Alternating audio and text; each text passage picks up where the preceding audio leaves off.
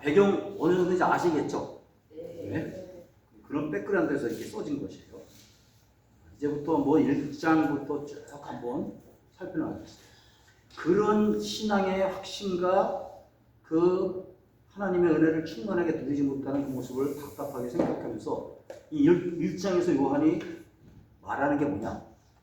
바른 믿음을 가진 사람은 하나님과 어떤 관계에서 교제하고 살아야 되는지, 예수 믿는 사람들이 예수님과 어떤 관계를 맺으면서 그분 안에서 은혜를 누리면서 살 수 있는 그러한 것들을 갖다 가르쳐주고 있습니다. 누가복음 1절부터 3절까지 말씀 한번 읽어주세요.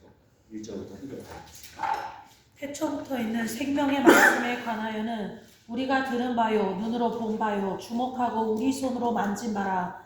이 생명이 나타내신 바 된지라. 이 영원한 생명을 우리가 보았고 증거하여 너희에게 전하노니 이는 아버지와 함께 계시다가 우리에게 나타나신 바 된 자라.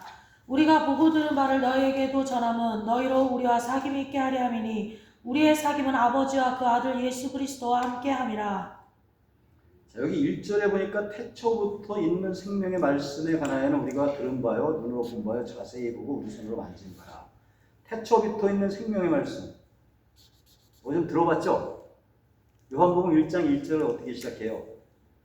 태초에 말씀이 계시니라. 똑같은 사람이 쓰다 보니까 어때요? 요한복음이나 요한일서나 시작하는 패턴이 비슷하죠. 그죠? 그 태초부터 있던 말씀이 누구라고요? 예수님이요. 예수님. 자, 요한이 태초부터 계셨던 말씀 대신 예수님을 갖다가 얘기하면서 뭐라고 얘기하고 있어요? 나는 예수님을 갖다 뭐라고 해요? 한 번만 본 것이 아니라 오랜 시간 자세히 봤다. 무슨 환상을 보고 얘기하는 것이 아니에요. 1절 하반절이니까 우리 손으로 만진 바라 그랬는데 헬라어 원문은 내 손으로 만졌다. 내 손으로. 내 손으로. 자기 손으로 직접 그분을 만졌다는 것이에요. 2절에서 보니까 이 생명이 나타나신 바 된지라. 이 영원한 생명을 우리가 보았고 3절에서 우리가 보고 들은 바. 지금 1절부터 3절까지 요한이 얘기하는 게 뭐예요? 자기가 예수님을 갖다 3년 동안 같이 동고동락하면서 그 예수님을 갖다 만났고 만졌고 눈으로 수도 없이 봤다는 것이에요. 그러면서 그분과 어떻게 해요? 친밀하게 교제했다는 거죠. 그죠? 교제했다는 것이에요. 그리고 5절부터 7절까지 보면은 예수님이 3년 동안 같이 지냈던 요한이 5절부터 7절까지 예수님을 갖다 소개하고 있어요. 소개하고 있어요. 어떻게 소개하는지 또 다른 분 한번 5절부터 7절까지 한번 읽어주세요. 5절부터 7절까지요.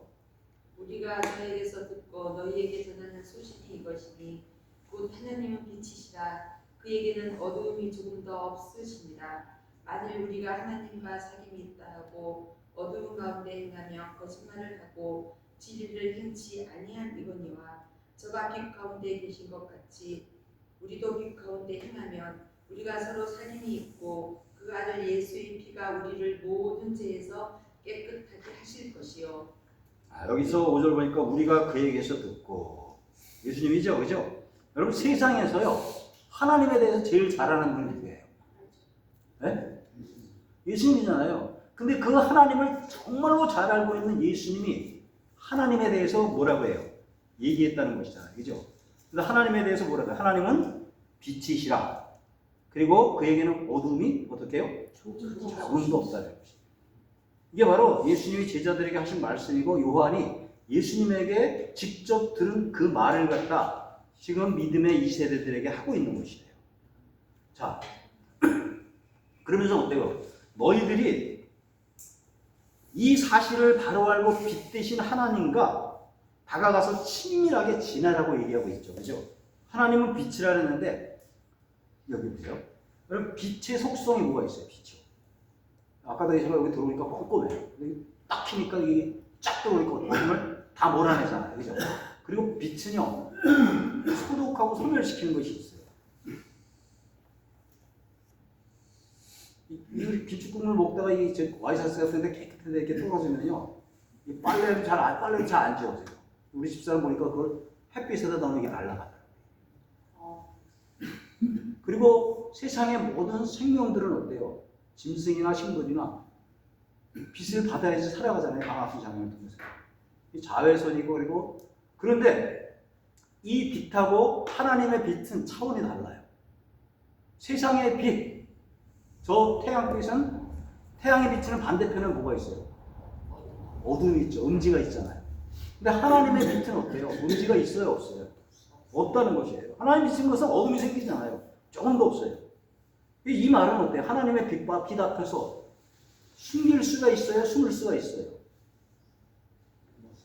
세상의 태양은 반대편에 어둠이 있어서 숨을 수 있지만 하나님의 빛 앞에는 어느 누구도 숨을 수도 없고 숨길 수도 없어요. 그래서 시편 139편 2절부터 4절까지 보니까 주께서 내가 앉고 일어섬을 하시고 멀리서도 나의 생각을 밝게 하시오며 나의 모든 길과 내가 눕는 것을 살펴보셨으므로 나의 모든 행위를 익히 하시오니 여호와여 내 혀의 말을 알지 못하는 것이 하나도 없으시니이다. 무슨 말이에요? 하나님의 빛 앞에서는 사각지대가 없다는 것이에요. 시편 139편 7절도 보니까 내가 주의 영을 떠나 어디로 가며 주의 앞에서 어디로 피하리까? 내가 하늘에 올라갈지라도 거기 계시며 수월에 내 자리를 펼지라도 거기 계시니까. 내가 새벽 날개를 치며 바다 끝에 가서 거주할지라도 거기서 주의 손이 나를 인도하시며 주의 오른손이 나를 붙드시려다. 숨길 수 있다고 착각하지 말라는 것이에요. 도망갈 수도 없다는 것이에요. 피할 곳은 이 우주 세계 어느 공간에도 하나님의 빛 앞에 피할 수 있는 것이 있어요, 없어요? 없다는 거예요. 이 빛은 이렇게 우리의 허물을, 죄를 밝히 드러내고 다 우리가 또 어때요? 태우고 깨끗하게 해요. 그리고 그 빛이 생명의 근원이기 때문에 피할 곳이 없다는 것이에요. 자, 요한이 하나님의 빛이라고 소개하고 난 다음에 말하는 것이 뭐예요? 예? 그 하나님과 온전히 사귐을 원한다면 뭐 하지 말라 그래요? 네? 거짓말하지 말라 그러죠, 그죠? 6절 보세요.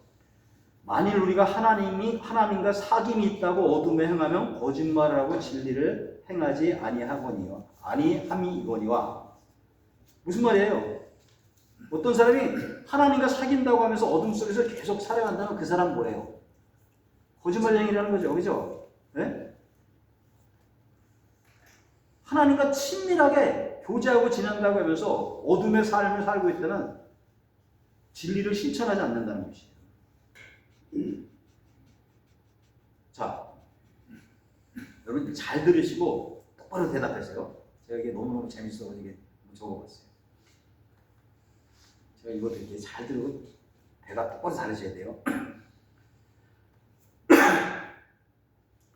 세상에는 네 종류의 사람이 있다. 첫째는 기독교인이면서 선하게 사는 사람, 둘째는 기독교인이면서 악하게 사는 사람, 셋째는 기독교인이 아니면서 선하게 사는 사람, 넷째는 기독교인이 아니면서 악하게 사는 사람이 있다. 이 네 사람 중에서 네 종류의 사람 중에 누가 제일 나쁜 사람이에요? 2번. 예?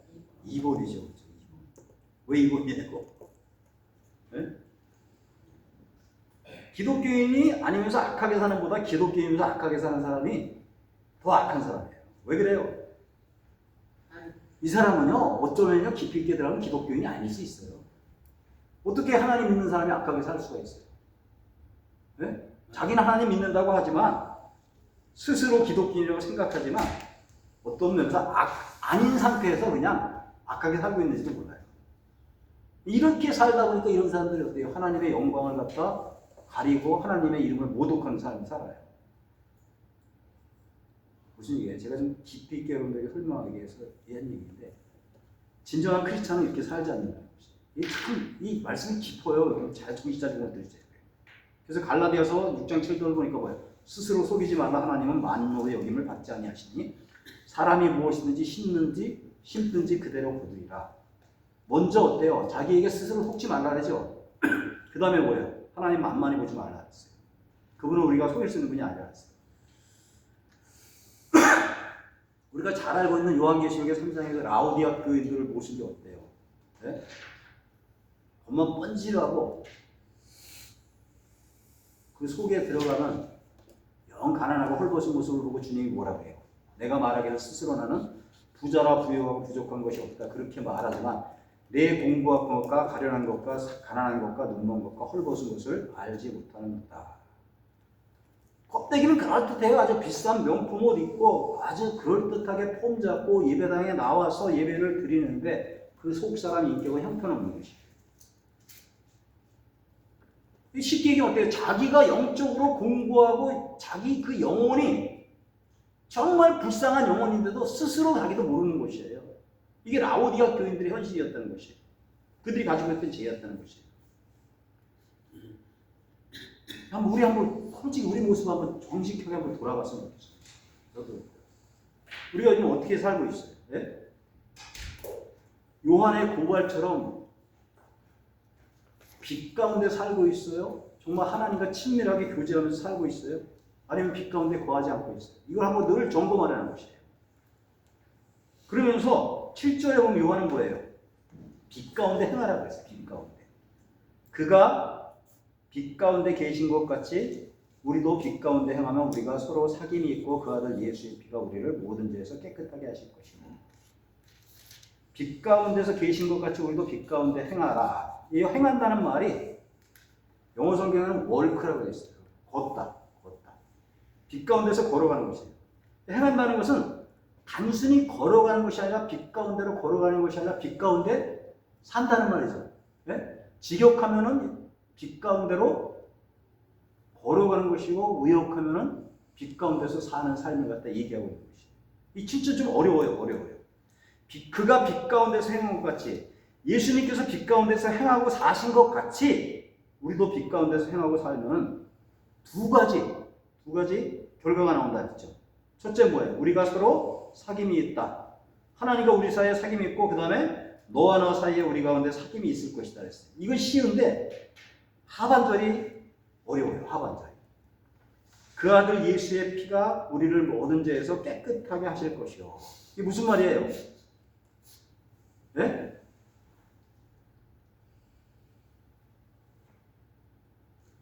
이 연결되는 걸 잘 생각해야지 나중에 뻥 뚫리는 느낌 받아요. 이제. 여기 빛 가운데서 행하고 살면은 그 아들 예수의 피가 우리의 모든 죄를 깨끗하게 씻어줄 거라는 것이에요. 그럼 빛 가운데 산다는 말이 무슨 말이에요? 이거 여러분들 대답해 주셔야 돼요. 빛 가운데 산다는 말. 기도 많이 하잖아요. 그죠? 주님 빛 가운데 살아야 되는데 살지 못했습니다. 빛의 자녀라는 말도 많이 듣잖아요. 빛 가운데 산다는 건 무슨 말이에요? 예? 우리는 빛 가운데 산다면 어때요? 보통 죄도 하나도 안 짓고 거룩하고 깨끗하게 사는 것을 생각해요. 그래야 안 해요?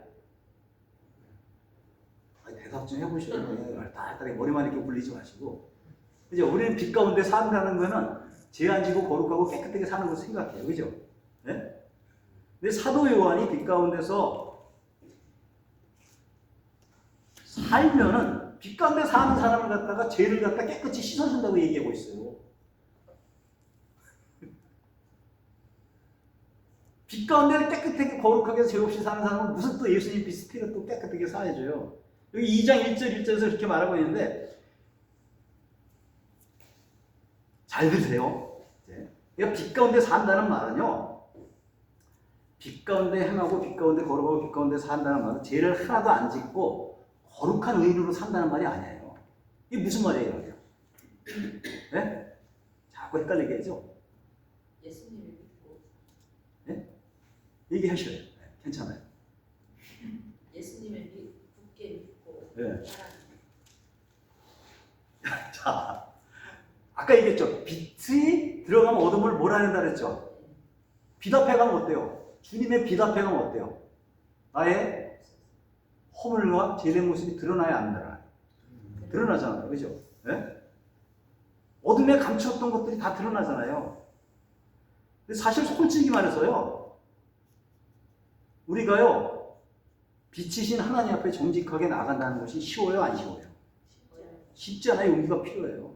왜냐하면 저나 여러분이나 우리 인간의 속성 속에는 어때요? 죄를 숨기고 싶은 본성이 있어요. 내 옆에 사람도 심지어 같이 살고 있는 마누라한테도 어때요? 남편한테도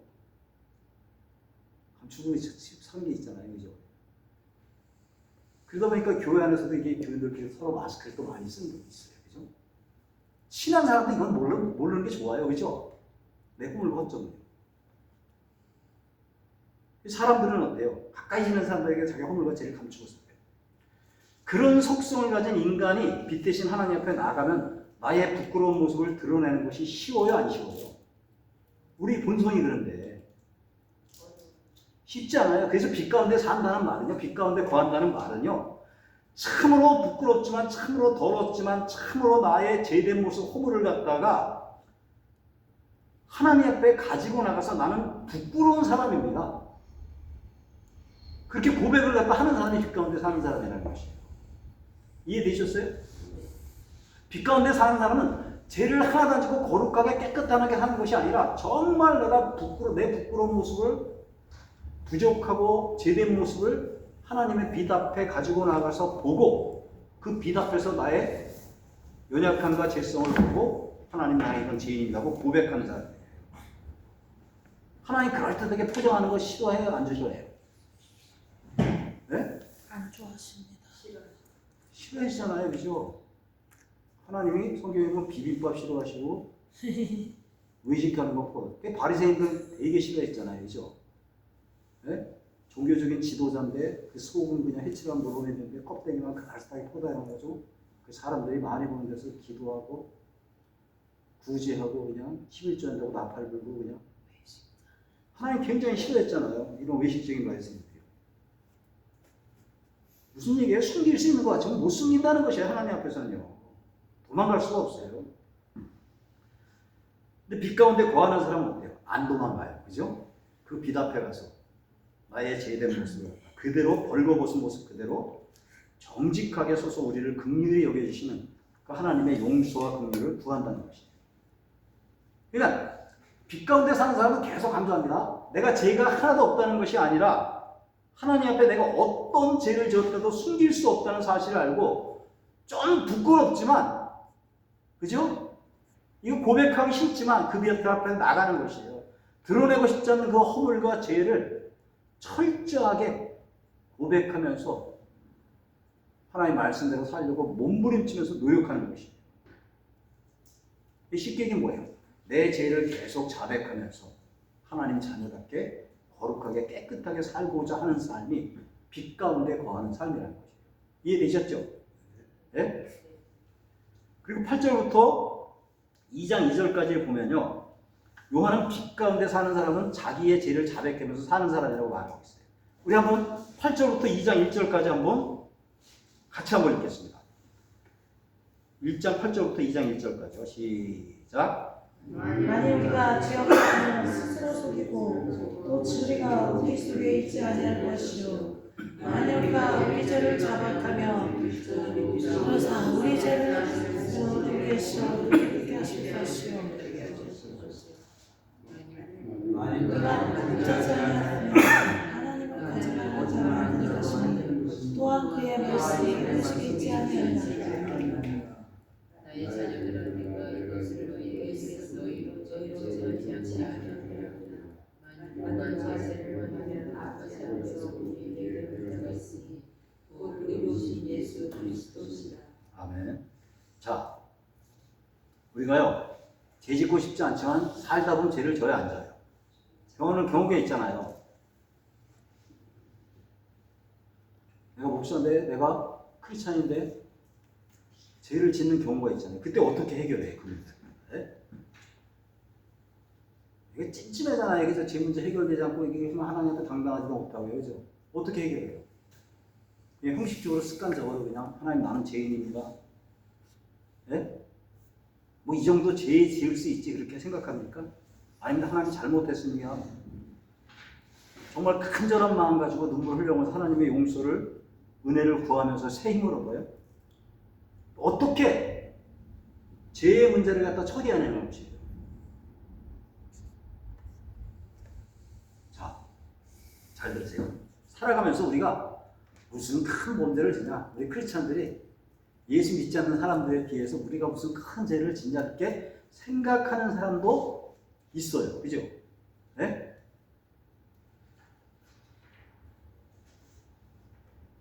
근데 우리가 똑같은 죄 범해요, 안 범해요? 범해잖아요. 자꾸 제 얘기해서 기분 나쁘시거든요.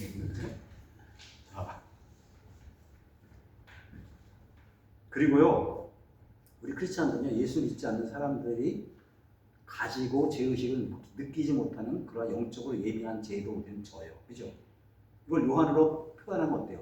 내가 정말 사랑해야 될 사람들 사랑해야 되는데 사랑하지 못하고 미워하는 것 성경이 죄라고 얘기해야 안 해요. 죄라고 얘기해요, 성경은요. 형제를 미워하는 것들을 갖다 죄라고 얘기해요. 살인이라고 얘기해요, 형제를 미워하는 것을. 마음속에 음욕을 품는 것도 성경은 뭐라고 이미 간음했다 그러잖아요. 그죠? 네? 여러분 믿지 않는 사람들이 마음으로 누구를 갖다 미워했다고 해서 그걸 죄라고 생각해요? 마음으로 음욕을 품었다고 해서 그 사람들이 그걸 죄라고 생각해요? 네? 아니요. 그거 가지고 회개하지 않습니다. 근데 예수님은 이런 거에 대해서 얼마나 엄격한지 몰라요. 다른 사람을 칼로 찌른 것만 살인이 아니라 마음으로 누굴 미워하는 것도 살인이고 마음으로 음욕을 품는 것도 간음이라 그랬고 그리고 절간에 가서 제사상에 절하지 않는 것만 우상숭배라는 거 아니라 돈을 사랑하고 하나님부터 더 사랑하는 것도 우상숭배의 죄라고 얘기하고 있어요. 그러니까 이런 부분은 예수 안 믿는 사람들이 전혀 모르는 부분이잖아요. 네? 근데 우리가 신앙생활하면서 이런 죄를 얼마나 많이 짓고 있어요. 그러니까 우리가 무슨 죄를 그렇게 많이 범하고 살겠느냐? 그렇게 말하면 안 돼요. 이미 죄를 범하고 사는 사람일지는 몰라요. 근데 이 문제 어떻게 해결했습니까?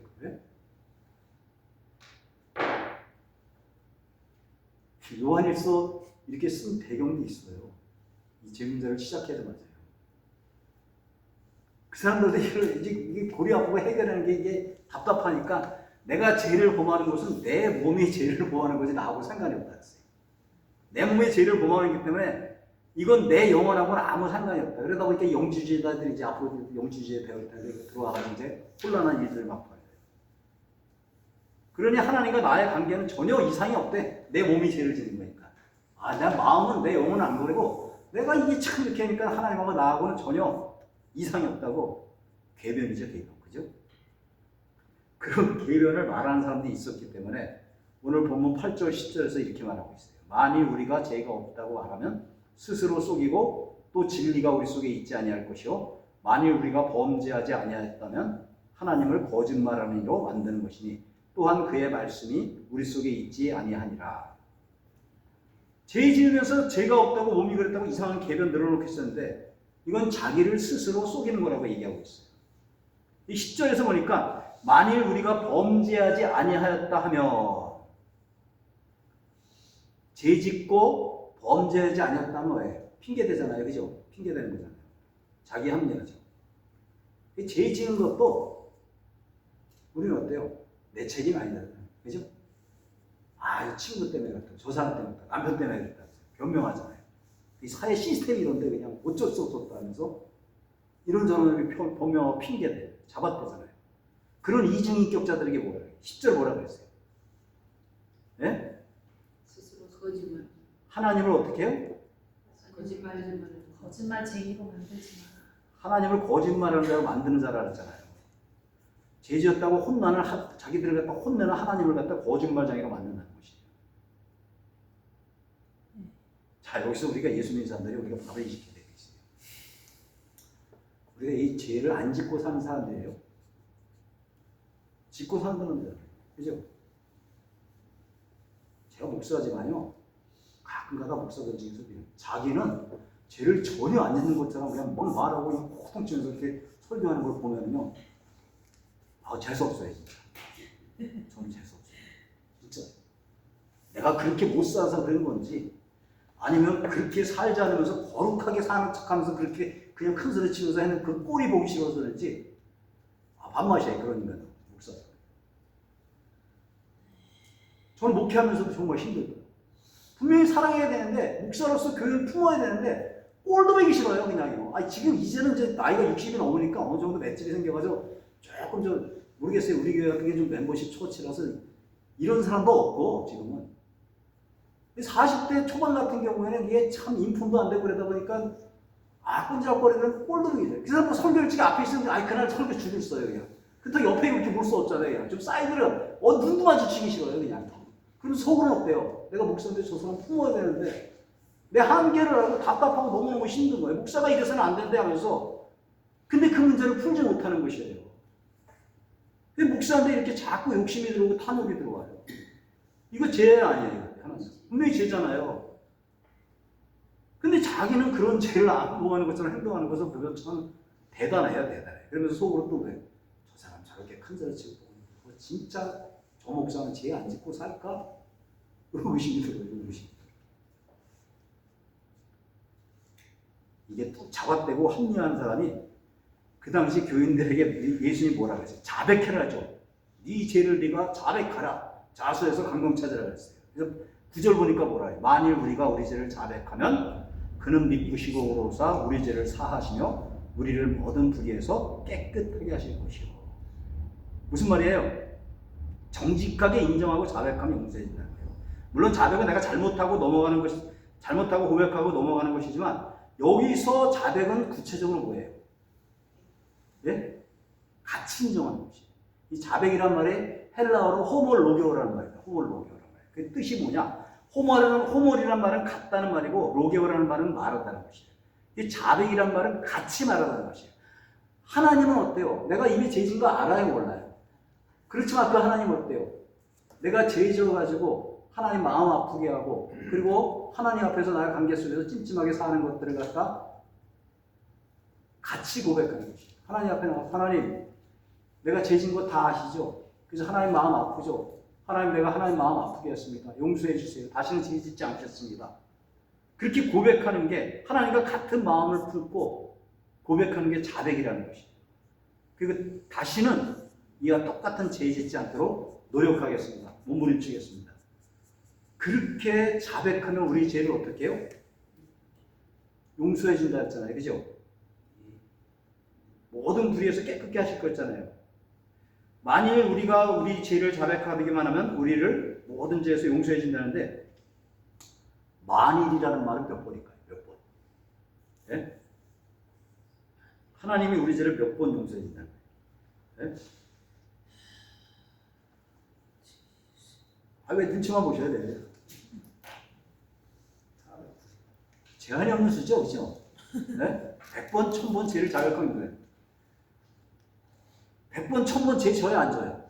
똑같은 죄. 짓죠? 여러분들은 무슨 죄를 짓지 모르지만 저는 사랑해야 될 사람을 갖다가 사랑하지 못하는 거.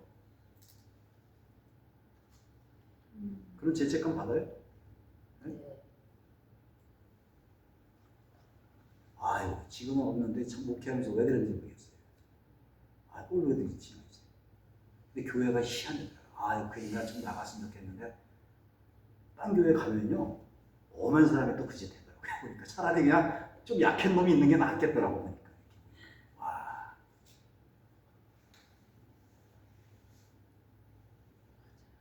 그것뿐이 아니에요. 또 이렇게 같이 목사다 보니까 어때요? 학교 다닐 때 나보다 공부도 못하고 별로 실력도 없고 영성도 없는 것 같은데 이 목회 큰 목회하면 괜히 배가 아파요. 하나님 은혜로 그냥 뭐 내가 그걸 판단할 게 아니라 하나님 은혜로 그냥 크게 그렇게 목회한다고 생각해야 되는데 그냥 내 수준에서 그냥 판단하고 정죄하는 적이 얼마나 많았는지 몰라요.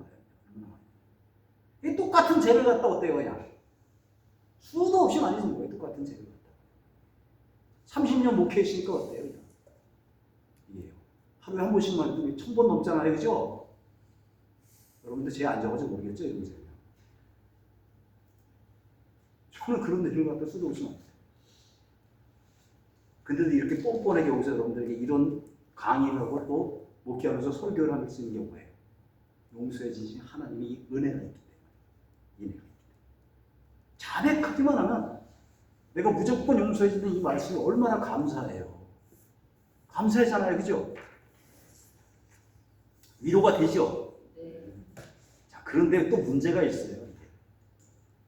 상습적인 회개꾼들이 문제예요. 상습적인 회개꾼들. 네? 이런 말씀 좋긴 한데 오해하면 안 돼요. 목사가 여기서 그 담임 목사님들 설교할 때 보면은 몇백 번 죄를 짓더라도 하나님 앞에 나가서 자백하면 용서해 준다니 편하다. 내가 습관적인 죄를 갖다가 짓고 있는데 몇백 번, 몇천 번 정도 용서한다니까 이제 이 문제로 더 이상 고생하고 마음고생할 필요 없다. 또 가서 그냥 회개하면 되지. 이런 상습적인 회개꾼들이 있어요, 없어요? 네?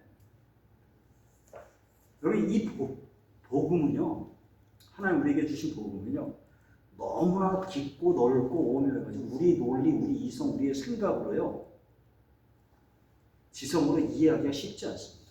그래서 오해할 소지가 많이 있어요. 이렇게 계속 용서해주는 하나님의 사랑 때문에 이 상습적인 해결이 있다는 것이에요. 그래서 주일날 교회 가가지고 예배드리면서 한 주간 동안 또 이렇게 살았습니다. 용서해 주세요. 또 예배 딱 끝나고 나가서 똑같이 그 짓거리 하면서 똑같은 죄를 갖다 보면은 상습적인 해결꾼들이 있어요, 없어요? 고쳐야 되는데 안 고치고 그냥 와서 회개하면 용서해지니까 또 회개하고 있어요. 그렇게 오해할 수 있다는 것이 오해할 수 있다는 것이에요. 근데 이거는요, 지가 만들어 논리고 인간이 만들어낸 논리상의 문제지 진정한 해결을 하려면 이렇게 해야 안 해요.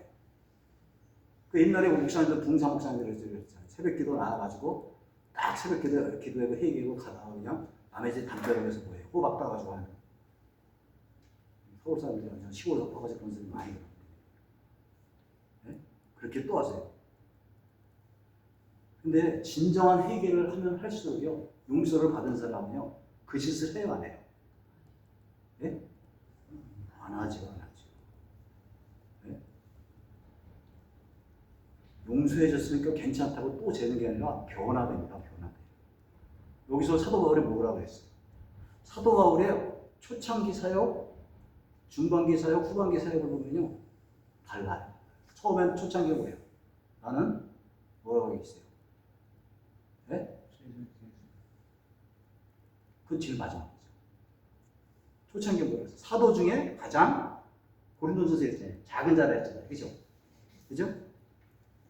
그리고 에베소서에서 뭐라 해요? 네? 성도 중에 지극히 작은, 더 작은 나라 하잖아요. 그죠? 그리고 목회를 오래 해가지고 사역 말려내면서 디모데 전서에서 내가 죄인 중에 뭐라고요? 계시다 했어요. 사도 바울이요, 사역을 많이 하면 할수록 더 죄를 많이 졌기 때문에 자기가 그 사역 말년에 가서 죄인 중에 계시라 그랬어요? 아니죠. 하나님의 용서하신 그 은혜 앞에서 자기를 보니까 자기의 모습이 너무너무 부끄러워가지고 자기의 작은 허점까지도 크게 보이다 보니까 그런 고백을 갖다 할 수밖에 없었다는 것이에요. 그 빛 앞에 서다 보니까 모든 죄악들이 너무 크게 보여서 오히려 어때요? 하나님의 온전한 사람으로 변화되잖아요. 그래요, 안 그래요?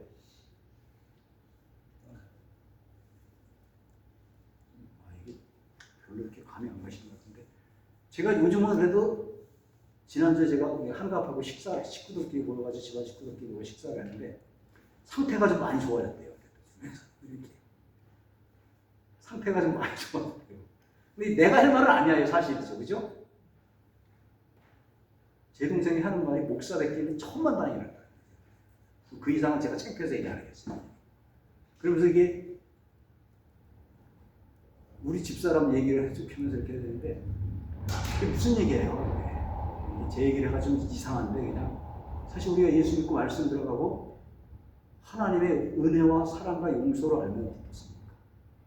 변화가 되는 것이지 예수 믿었는데도 20년 되고 30년 됐는데도 그냥 습관적으로 상습적인 회개뿐이고 진보가 어때요? 로마서에 보면 사도 바울이 뭐라고 그래요? 그럴 수 있다 그래요? 없어요? 그럴 수 없는 일이라 그랬잖아요. 없는 일이라 그랬잖아요. 다윗 같은 경우는 우리아의 아내 바세바를 범하고 난 다음에 시편 51편에서 나단 선지의 지적을 갖고 뭐라고 얘기해요? 하나님은 내 속에 정한 마음을 창조하시고 내 안에 정직한 영을 새롭게 하소서. 이거는 하나님의 용서 안 받고 하나 가지고 안 된다는 것이에요. 내 속에 있는 더러운 그 죄악의 흔적들이 남아있는데 그거 깨끗이 청소해주고 흠 하나 없게 하나님 깨끗하게 냄새도 나지 않게 해달라고 간절히 간구하는 것이에요. 얼룩까지도 싹 닦아달라고 하는 것이에요. 그러니까 진정으로 회개한 사람들은 성령의 역사가 따라와야 안 따라와요?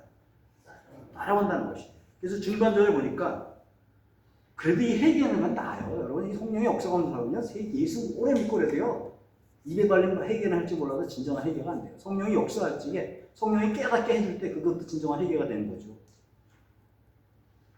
여기서 모든 불의에서 깨끗게 하실 것이요. 이 모든 불의는요, 자백만 하면 용서하실 뿐만 아니라 죄 때문에 우리 마음까지도 닦아주신다는 것이에요. 이 새로운 창조 작업이죠. 밖에 나가서 애가 옷 벗고 더러 이렇게 흙물에 빠져가지고 들어왔는데 엄마가 옷만 벗겨준 것이 아니라 어때요? 옷만 빨래 해준 것이 아니라 그 몸까지 깨끗하게 목욕시키고 그리고 새 옷으로 완전히 갈아입혀준 것이. 이게 모든 불의에서 깨끗하게 해준다는 말이에요. 그러니까 진정으로 회개하고 죄 용서함을 받은 사람은 그것으로 끝나는 것이 아니라 동시에 거룩한 사람으로 변화된다는 것입니다.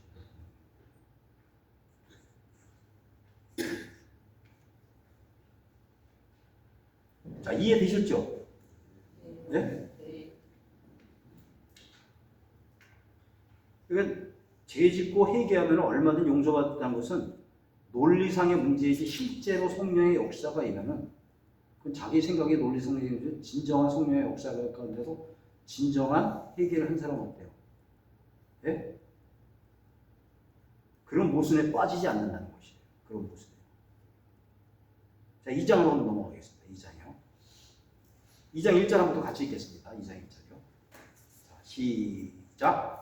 나의 자녀들아 내가 이것을 너희에게 있음은 너희로 죄를 범하지 않게 합니다. 만일 누가 죄를 범하며 아버지께서 너희에게 영장을 했으니 그리고 예수 자, 이게 잘 이해하셔야 돼요, 저는. 여러분 잘 이해하셔야 돼요.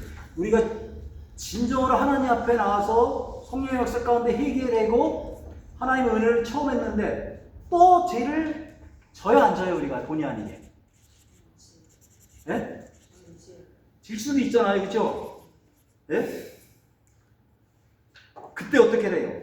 화목제물 대신 예수님을 갖다 우리에게 소개하고 있죠. 그렇게 죄를 질 때 우리의 대언자 되시고 우리가 하나님 사회의 화목제물로 죽으신 예수를 의지해서 또 하나님 앞에 나갈 수 있는 길을 열어주셨다는 것이에요. 살다가 우리가 어떤 잘못을 하면 어때요? 법정에 서면 어때요? 내 억울한 것 같은 것들아 풀기 위해서 변호사를 사듯이 죄 지었을 때 우리의 십자가에서 우리 죄를 보상하신 그 예수님 우리의 대언자 의지에서 나아가면 된다는 것입니다.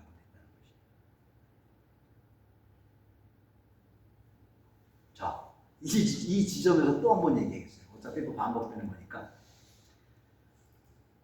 하나님이 용서해 준다는 그 사랑의 의지에서 우리가 죄짓고 자백하고 죄짓고 또 자백하고 상습적인 회개꾼, 교회 안에 상습적인 회개꾼들이 너무 많잖아요. 그런 교회를 안 다니셔서 잘 모르는 것 같아요. 이렇게 습관적으로 제 문제 해결하지 않고 반복해서 이렇게 살아가는 사람은 빛 가운데 사는 삶이니까 아니에요. 아니죠. 지금 그거 얘기하려고 제가 얘기한 거예요. 매번 똑같은 죄를 짓고 자백한 걸 반복하면서 예수 믿은 지 10년, 20년 되는데 그렇게 신앙생활을 하는데 그 신앙생활이 빛 가운데서 사는 신앙생활이냐는 것이에요. 네? 아니죠. 아까 얘기했듯이 로마서 6장에서 그럴 수 없는, 사도 바울은 그런 줄 우리가 무슨 말이에요? 은혜를 더하게 하려고 죄에 거하겠냐? 그럴 수 없다 그랬어요. 그럴 수 없느냐 그랬어요. 똑같이 십자가의 피로 제사함 받고 거룩한 하나님의 자녀가 된 사람이 똑같이 죄 짓고 자백하고 똑같이 죄 짓고 자백하고 그런 신앙이 올바른 신앙이라는 것이에요. 지금만 이런 사람들이 교회에 있는 것이 아니라 2000년 전에도 이런 사람들이 교회에 있었어요, 없었어요? 네? 있었어요. 그러니까 사도 요한이 이런 얘기했죠. 여기 사도 요한이 지금도 어때요? 교회 안에서요, 그냥 말로는 사랑해야 된다고 다 머리로는 알고 있는데 또 여기서 또 같은 인간들끼리 해다 보면 어때요? 뭐 그냥 또 한바탕 한번 또 했대요. 아, 세상 사람들은 어때요, 그냥? 가서 그냥 수지에도 먹고 한바탕 푸는데 풀지도 않고 그냥 나가서 그러는데 그 사랑하라고 계속 얘기했잖아요. 사랑하라고 했죠. 이건 다음 단계로 갈 것 같아요. 2000년 전에도 사랑하지 못하는 사람들이 그 안에서 있었기 때문에 똑같은 얘기를 하는 거예요. 똑같이. 자, 그래서 요한이 그 요한일서 1장 8절 10절에서 한 말을 갖다 2장 4절에서 또 하고 있어요. 2장 4절. 2장 4절 제가 한번 읽겠어요. 그를 아노라 하고 그의 계명을 지키지 아니하는 자는, 자, 거짓말하는 자라 그랬죠. 진리가 그 속에 있지 아니하되. 그를 아노라. 예수님 안다고 하면서 이 안다라는 말이요 헬라어로 야다라는 뜻인데 굉장히 중요합니다. 이 부부관계일직에 이게 갖다 쓰는 용어인데 이 야다라는 말인데 그 뭐예요? 전인격적으로 이 부부가 그 부부관계에서 쓰는 용어인데 자세히 안다는 말, 그건 안다는 말이 그거예요. 그러니까 예수님 안다고 하면서 예수님을 계명을 지키지 아니하는 무하는 자요? 예? 거짓말하는 자고 또 뭐라 그래요? 진리가 그 속에 있지 않다래죠. 자기가 예수님 잘 알고 예수님과 사귐이 있다 하면서 예수님 말씀대로 살지 않고 예수님 말씀 지키지 않으면, 여기 계명을 지키지 않는다는 말은 말씀에 어때요? 불순종하는 것이죠. 그렇게 살면서 내가 예수 잘 믿는 사람이다 말하면은 그 사람은 거짓말쟁이고 그 속에 진리가 있지 않다는 것이에요. 그 속에 진리가 진실이 없는데 그렇게 예수 믿는 사람들의 인격을 갖다 어떻게 믿고 그 사람의 신앙을 어떻게 믿을 수 있냐는 것이에요. 믿을 수 없다는 것이에요. 그 말이잖아요. 쉽게 얘기하면 돼요. 네가 예수님 알고 예수님 믿는다면 하나님의 계명을 지키면서 사는 모습을 어때요? 증명하라는 것이에요. 네 발로 손으로 온 몸으로 예수님 사랑하는 모습을 갖다가 드러내라는 것이에요. 드러내는 것이에요. 말로만 믿는다 하지 말고 삶으로 입증하는 것이에요. 하나님 말씀 많이 알고 있으면 뭐냐? 순종하라는 거죠. 지키라는 거죠. 그죠? 이 초대교회도 입만 살아있던 교인들이 많이 있어가지고 이런 얘기 한 거예요. 지금 똑같이. 믿는 것과 사는 것이 똑같은데 그렇지 않다는 것이에요. 20년, 30년 믿어도 목회하면서 봤어요. 이런 사람. 물론 변화돼가지고 완전히 또 변화돼가지고 이런 사람도 많이 봤고요. 다양한 권장들이 있죠. 5절에 보면 하나님 말씀에 손과 발을 붙이고 살면서 계명 지키고 순종하는 자에 대해서 뭐라고 얘기했어요? 우리 5절 말씀 한번 뜻을 잘 생각해서 같이 읽겠습니다. 시작.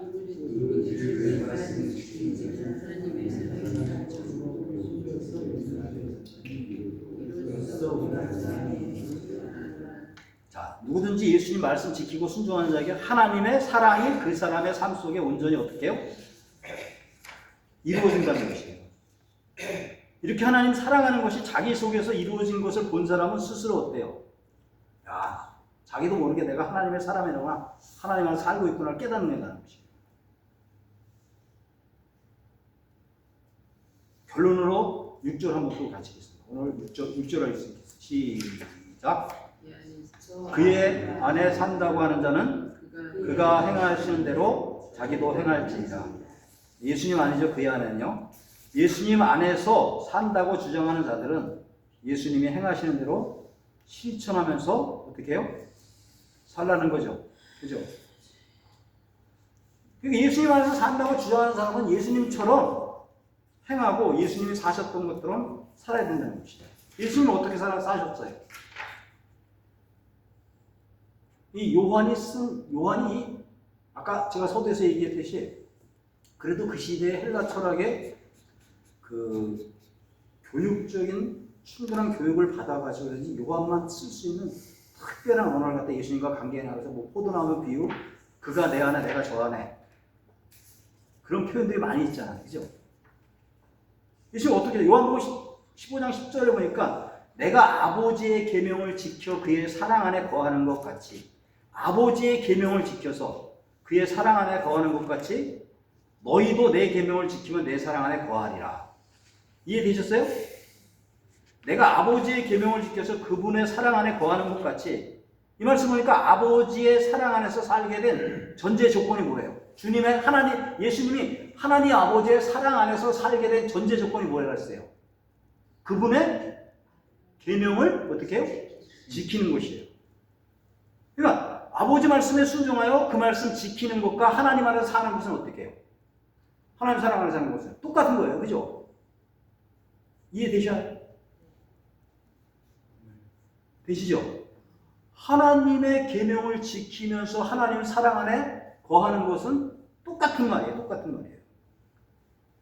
사랑하는 사람 말 들어야 한다고요. 네? 육부 안에 공부하시는데 아내 말 잘 들으세요? 안 듣는데 왜 이렇게 이렇게 네? 안 들어요. 이 곤란한데 이러면.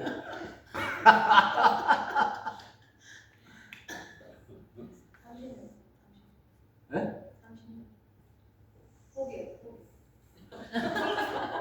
아니 사랑도 안 했는데 말도 안 듣는데 30년 동안 어떻게 살아요? 아, 그게 아니라 3년 동안 돼 있어요. 아 3개월이요? 아, 30년이요. 교수님. 이제 포기했다고.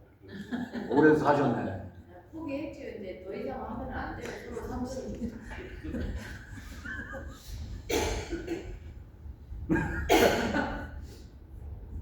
아 여긴 그냥 먹어야겠다. 안 되겠어. 걔 상처받으시겠어. 사실 사랑하면 어때? 사랑하는 사람은 말에 귀를 기울이고 그 말을 듣잖아요, 그죠? 네? 저도 요즘 우리 집사람 말 참 잘 듣고 있어요. 옛날에는 내 논리로 내가 옳다고 그러면 따지고 그냥 소리 벌컥 들었는데 요즘 말 잘 들어요. 말 잘 들으셔야지 편해요. 아니요, 말 잘 들을 필요도 없어요. 그 안에 진리대로만 말하는 행동하면 돼요. 뭐하면 나를 잘 들어요. 아내가 틀릴 수도 있는데. 이게 죄송합니다. 이거 우리가 사랑한다면서요. 어때요? 습관적으로 죄짓고 자박하고 상습적인 얘기하면서 내가 사랑한다고 말하는 그 예수님이 싫어하는 일들을 갖다 계속하고 고백한다면 이게 얼마나 이율배반적이냐는 것이에요. 예수님이 뭐라 해요? 내가 아버지의 계명을 지켜 아버지의 사랑 안에 거하는 것 같이 했는데 이 말씀 100% 진도지가 되죠. 얼마나 철저하게 순종했는지 몰라요. 십자가 지시면서요. 얼마나 힘들었으면 어때요? 자기도요. 네? 너무너무 힘들어가지고 할 수만 있거든. 이 잔을 내게서 옮기시옵소서 했는데 그러나 나의 원대로 마옵시고 아버지의 뜻대로. 처절한 고통 가운데서도 죽어가면서도 끝까지 하나님 말씀에 어때요? 순종하신 것이에요. 하나님 사랑 안에 거했던 것이에요.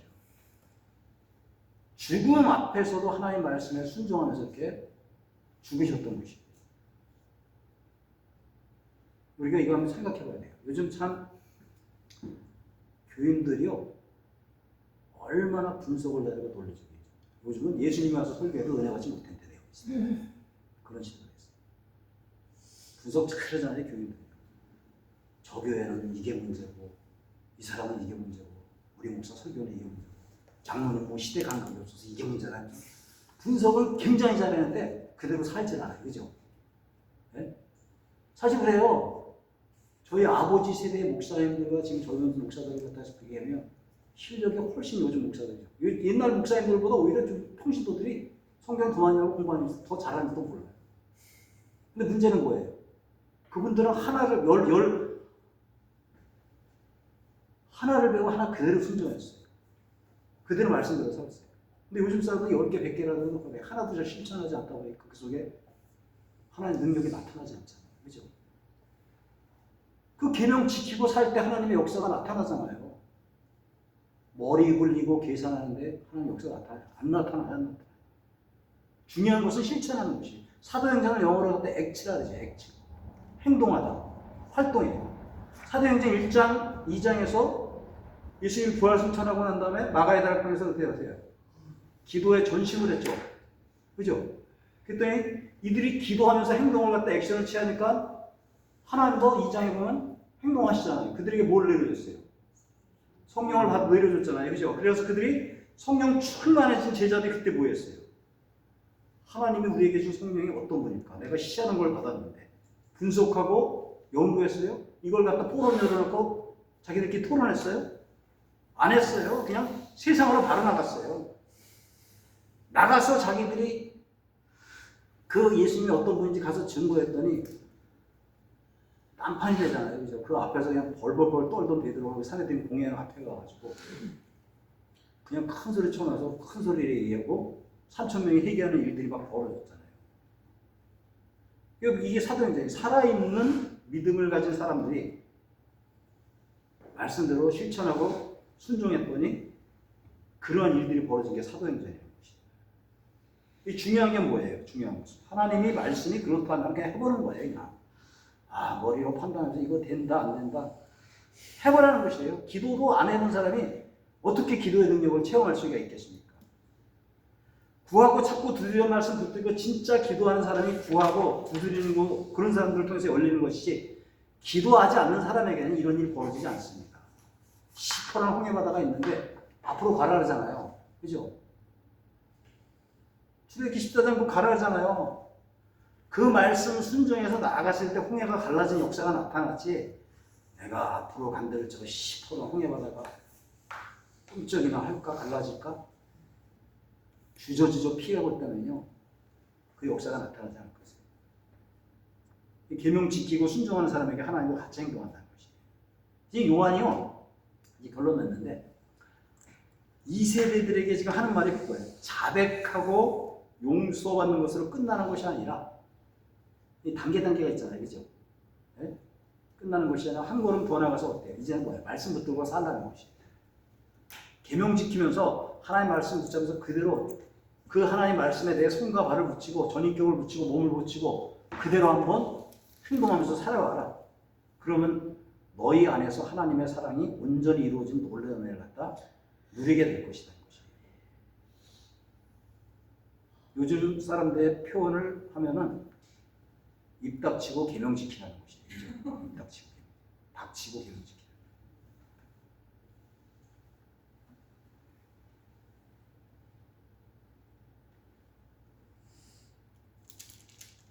아멘. 아니 여기까지만 해야겠네. 좀 더 할까요, 근데?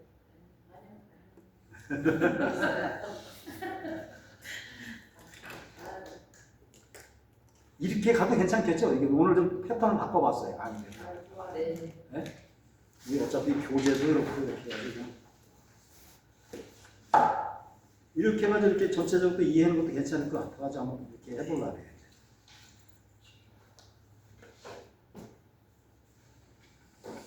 뭐 질문 오늘 강의 거 질문 한번.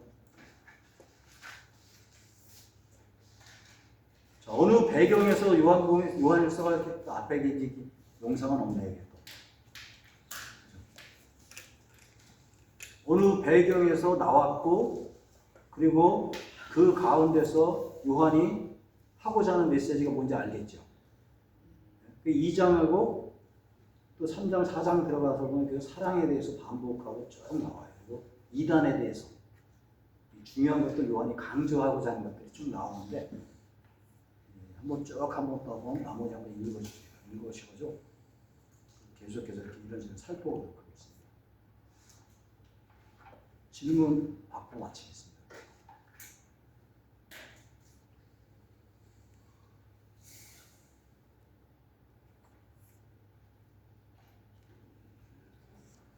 자, 기도해 주시면 마치겠습니다. 네? 맨 앞에 앉으시면 기도해 주세요. 사랑의 하나님, 참으로 감사를 드립니다. 아멘. 오늘 이 요한 1서를 통해서 하나님께서 빛으로 오셔서 저희들에게 생명의 말씀을 주셨습니다. 주님 아버지, 저희가 이 진리 대신 하나님의 말씀이 저희 속에 있어야 저희들이 모든 것을 밝히 볼 수가 있습니다. 하나님, 오늘 교수님, 목사님 통해서 이 말씀을 전달받았으니 저희 마음판에 새기고 또한 모든 이 배움을 주님 남들에게 다 잘 전달할 수 있는 주님 청직이 되게 하여 주시옵소서. 아멘. 이곳 신학원에서 잘 배우고 익히고 또한 가르침 받아서 이 얻어진 세상을 빛과 소금으로 저희들이 꼭 필요한 자들이 되게 하여 주시옵소서. 아멘. 이 모든 간구 예수님의 이름으로 기도합니다. 아멘. 네, 수고하셨습니다. 감사합니다.